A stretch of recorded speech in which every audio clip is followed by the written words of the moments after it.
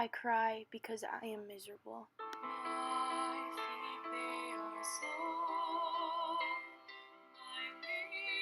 I regretted to be under the necessity of keeping me at a distance, but books allowed me to escape the world for just a little while.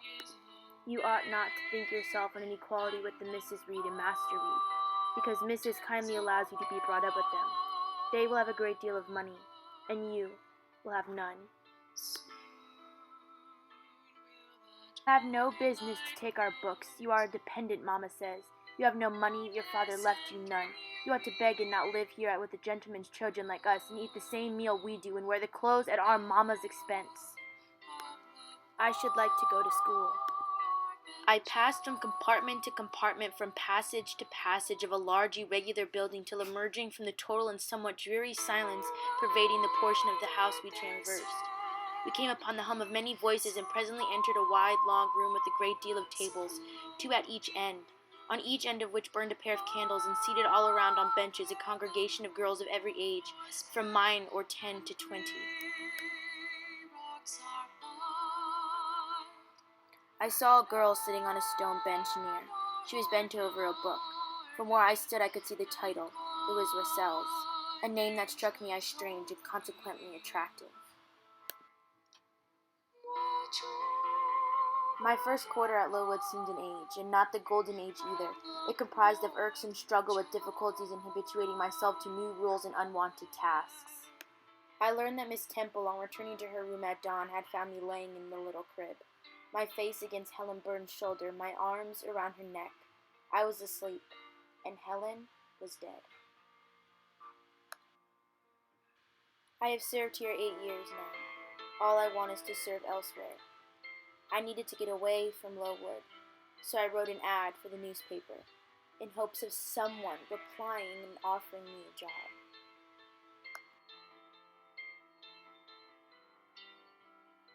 My pupil was a lively child who had been spoiled and indulged, and therefore was sometimes wayward.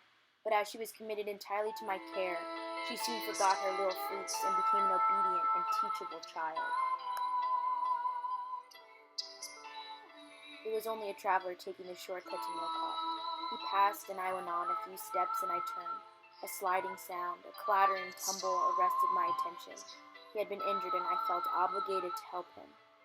I guess it was the frown, the roughness of the traveler that set me at my ease.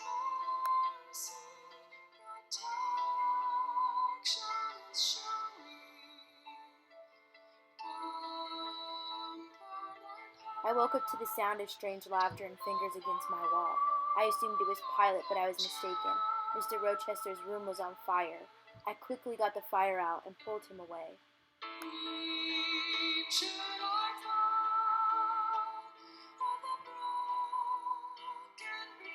Do you think I can stay and become nothing to you? I have fallen for Mr. Rochester, and staying here and seeing him marry Ingram would be too much. Rochester said to me, "But Jane, I summon you as my wife. It is you only I intend to marry."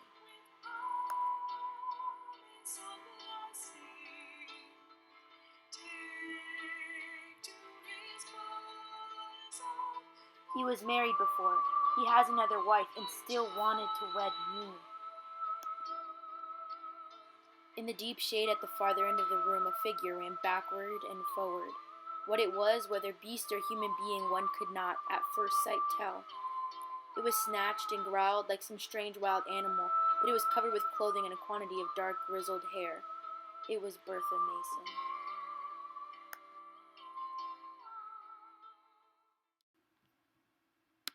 I have now been married 10 years.